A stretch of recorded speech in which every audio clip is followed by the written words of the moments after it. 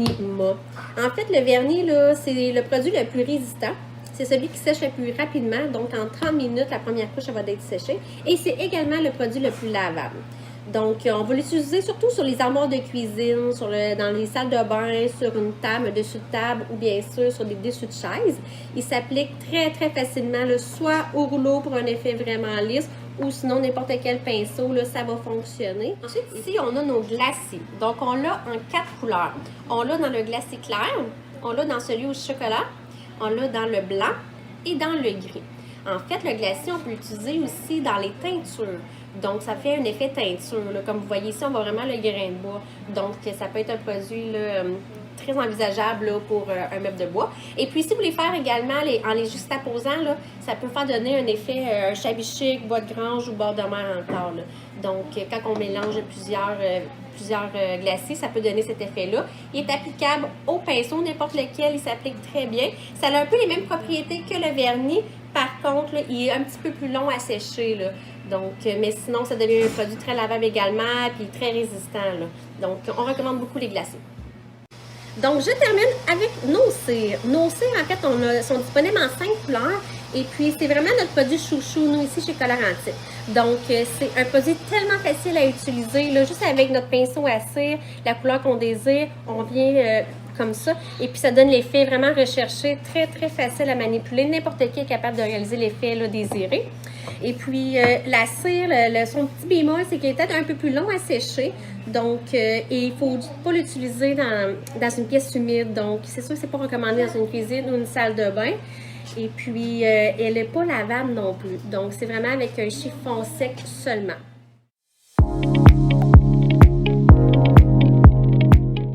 J'ai fait un test avec la peinture Colorantique et honnêtement, ça change tellement.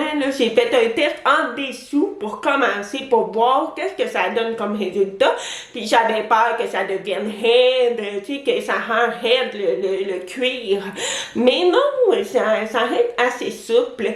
C'est vraiment impressionnant. J'ai essayé, là, si vous voyez, là, c'est très orangé parce que ça le déteint. Mais j'ai fait le test et en dessous, vous voyez comment c'est rouge et c'est ça, je voulais que ça redevienne rouge comme avant et je suis vraiment wow là. J'ai fait juste une couche, alors si je veux que ça soit plus foncé, je peux en faire plus si je veux, mais non, je pense que ça paraît vraiment la différence. Fait ça, on peut faire ça ce mélange-là sur des chaises en tissu, sur des divans en cuir, il y a plein de possibilités que vous pouvez faire.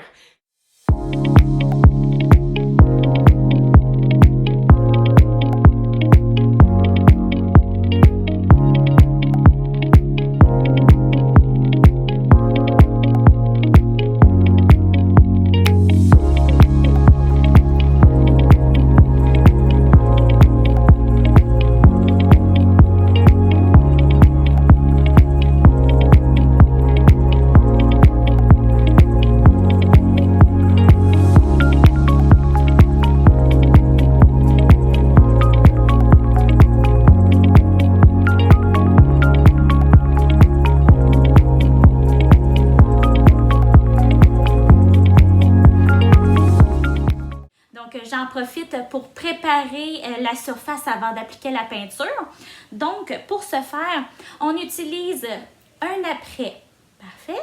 Donc, l'apprêt, là, ça permet à la couleur de bien coller.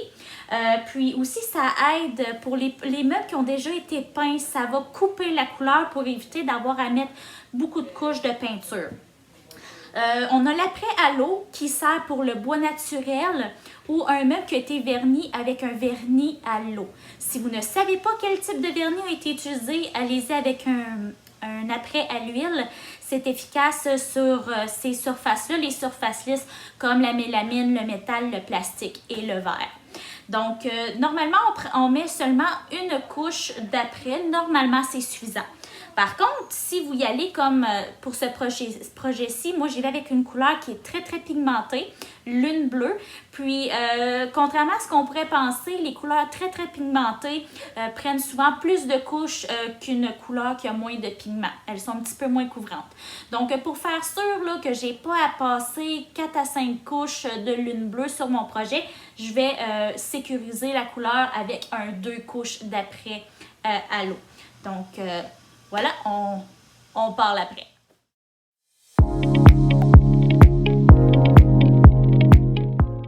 Je vais mettre 2 couches au moins de protection sur le dessus. D'abord, ça va protéger notre bois. Puis, on le sait aussi, l'utilisation d'une table, souvent, on y dépose un verre, tout ça qui peut être mouillé. Fait qu'au moins un bon 2 couches là, pour être certain qu'il y ait une bonne protection avec le temps pour pas que ça fasse de cerne si on y dépose un verre mouillé. Donc, ce qui est important avec le vernissement, c'est de toujours le brasser. Mais faut vraiment pas brasser comme ça pour pas créer de petites bulles. Donc, on prend tout simplement un bout de bois. Je vais l'appliquer au rouleau, ça va faire une finition qui est beaucoup plus uniforme.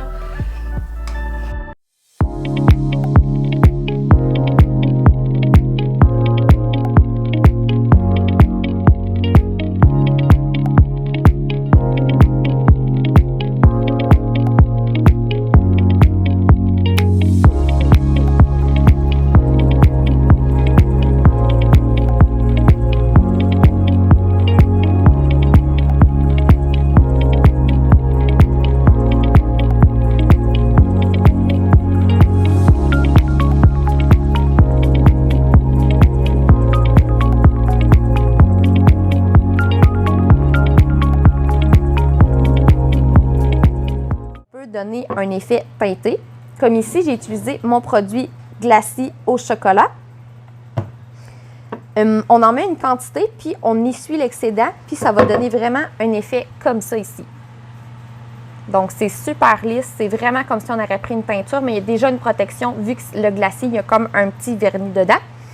Aussi, je voulais vous montrer l'efficacité de notre primeur juste ici, qu'on voit sur l'armoire naturelle, l'effet que ça donne quand on a mis le primeur. Donc, on voit vraiment qu'on a recouvert tous les grains du bois.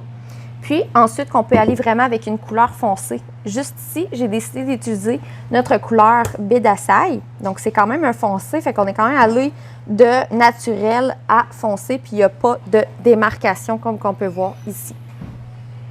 Je sais qu'il y a différents finis d'armoire, donc j'ai voulu le tester sur plusieurs sortes. Je l'ai fait aussi sur la mélamine, juste ici. Donc ça a vraiment été quelque chose de populaire. Donc beaucoup de personnes ont le fini mélamine. C'est un produit qui est super lisse. Donc c'est important de bien nettoyer le produit, soit avec le TSP, soit avec notre nettoyeur démaquillant.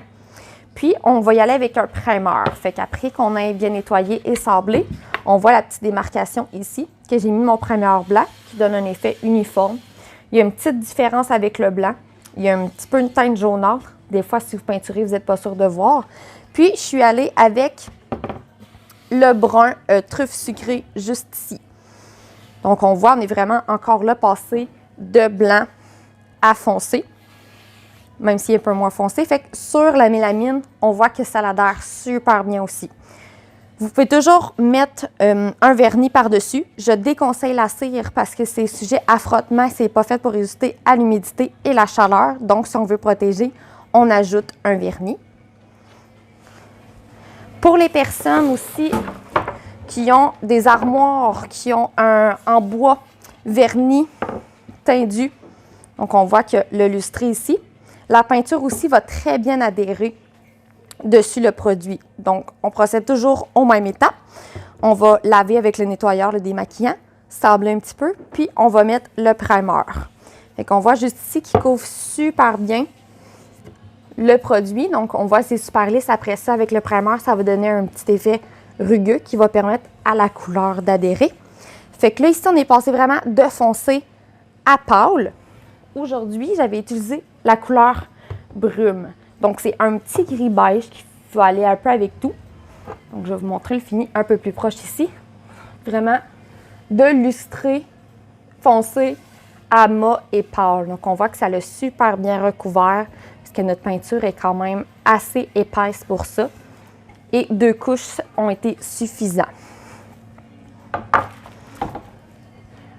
Il y a aussi les armoires contreplaquées qui ont été peinturées, vernies au gun. Fait que ça donne vraiment comme un peu l'effet du meuble en bois, sauf qu'ici, il n'y aura pas de grain de bois. Donc, on voit là, c'est super lustré aussi. Donc, on y va toujours avec le même procédé. On nettoie, on sable. Je sais, là, vous voyez sûrement ici, là, il n'y a pas de luisance là, qui fait que c'est super lustré. Ça, c'est parce qu'on a lavé, sablé, on a appliqué le primer. Donc, ça s'est super bien agrippé. Puis, on est allé avec la couleur Zen, juste ici. Donc là, on a quand même été d'une couleur pâle à moyenne. Là aussi, on a pris 2 couches. Et également, vous pouvez aussi mettre un vernis sur la couleur pour protection. Donc, on a vu vraiment les différents types d'armoires de cuisine. On voit que souvent, il faut utiliser le primer. Pourquoi? Parce qu'on veut se garantir une adhésion quand on peinture pour éviter que la peinture glisse sur la surface d'en dessous, que ce soit le contreplaqué, le vernis, la mélamine ou le bois. On va vraiment se garantir que ça va coller. Puis après ça, vous y allez vraiment avec la peinture de votre choix. J'adore leur peinture pour plusieurs raisons, dont l'application qui se fait facilement. Elle est crémeuse. Et on peut faire plein de faux finis avec aussi. Et c'est ce que j'ai testé depuis 1 an. J'ai joué avec assez pour voir tous les résultats qu'elle peut donner, cette fameuse peinture-là. Parce que oui, c'est le fun de peinturer, comme la mode le montre, les meubles tout blancs, très shabby chic, qu'on use et tout ça. Mais il y a d'autres affaires qu'on peut faire. On n'est pas obligé de faire juste du blanc. On peut faire d'autres choses. T'sais, c'est sûr que c'est le fun d'avoir des maisons épurées avec un look très tendance. Là, je connais la peinture à la craie, j'adore. Je voudrais mettre partout. Ouais, moi aussi, je suis pareil, j'en ai partout chez nous. Quasiment tous mes meubles sont faits de même. On a la piqûre pour ça. Si on veut le plaisir de la peinture à la craie, pourquoi elle est devenue si populaire? C'est son look de peinture mat. C'est ce qui fait que c'est beau dans nos décors. Et puis là, ben, c'est pour ça que c'est très tendance. Et puis en plus, on peut repeinturer n'importe quoi. Et ben, n'importe quel meuble, en fait. Et ça se fait en un rien de temps. On n'a pas besoin de décaper notre meuble, comme on dit. Un bon nettoyage, c'est important. C'est sûr que tout dépendant des meubles que vous faites, s'il y a des bases à l'huile, ça, vous pouvez aller sur mon site de Natacha Créative. J'ai beaucoup d'informations. J'ai des cours en ligne que vous pouvez prendre. Si vous voulez savoir là, tel type de meuble ou tel type de meuble, qu'est-ce qu'on peut faire.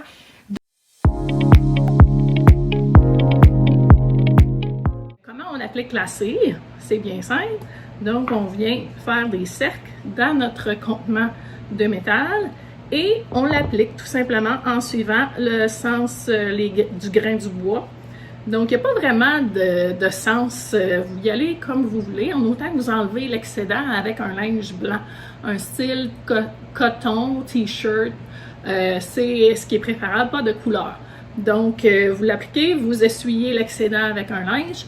Puis après ça, si vous voulez avoir des effets antiques comme ça c'est la cire brune. On a aussi des cires foncées, des cires noires. On a des cires grises et la cire blanche. Mais lorsque vous utilisez des pinceaux, c'est préférable d'acheter 2 pinceaux. Un pinceau à cire pour les cires claires, la cire naturelle ou la blanche, et un deuxième pinceau, pour les cires foncées, telles que les brunes, la noire, la grise, parce que c'est quand même un corps gras, donc puis il y a des pigments plus prononcés avec les cires foncées. Donc, c'est pour ça qu'on vous invite à acheter 2 pinceaux. Puis aussi, vous pouvez... moi, mes pinceaux, je les ai gardés pendant 1 an, 2 ans. Si vous le nettoyez bien avec un savon approprié, ils vont rester beaux longtemps. Puis, ce que je vous suggère aussi, c'est lorsque vous les nettoyez, après que ça soit comme mi-sec, vous les enveloppez dans du saran wrap pour pas que les poils retroussent. Donc, ça, c'est une bonne façon de garder vos pinceaux très beau pendant longtemps. Donc, sur ce, c'est la seule chose que je voulais vous dire, c'est de toujours utiliser une cire claire naturelle avant d'appliquer la cire foncée, parce que si on applique la cire foncée avant la cire naturelle, ça va laisser des spots sur notre peinture ou notre projet. Puis c'est pas ça qu'on veut. On veut que ça glisse, que ça ait un effet antique.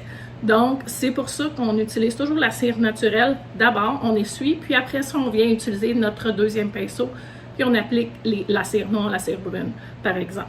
Donc, si jamais vous vous trompez, vous avez oublié de mettre la cire naturelle d'abord, qu'est-ce que vous pouvez faire? C'est pas grave, là, on peut toujours reprendre, il n'y a pas de mauvaise façon. On peut toujours après appliquer la cire naturelle par-dessus la cire foncée, puis venir l'essuyer. Puis là, vous allez pouvoir corriger le tir. Donc, dans la première journée suivant l'application d'une cire foncée. Donc, sur ce, si vous avez des questions, je vous invite à nous appeler au bureau en semaine. Et sinon, vous pouvez nous envoyer un petit courriel. On a des étapes. On peut vous envoyer des dépliants aussi. On a un magazine qui explique toutes les techniques. Donc, et je vous invite aussi à aller lire nos blogs sur colorantique.com/blog. On a plein d'articles. À toutes les semaines, on publie 1 ou 2 articles différents pour vous. Donc, sur ce, bonne journée. Bye bye.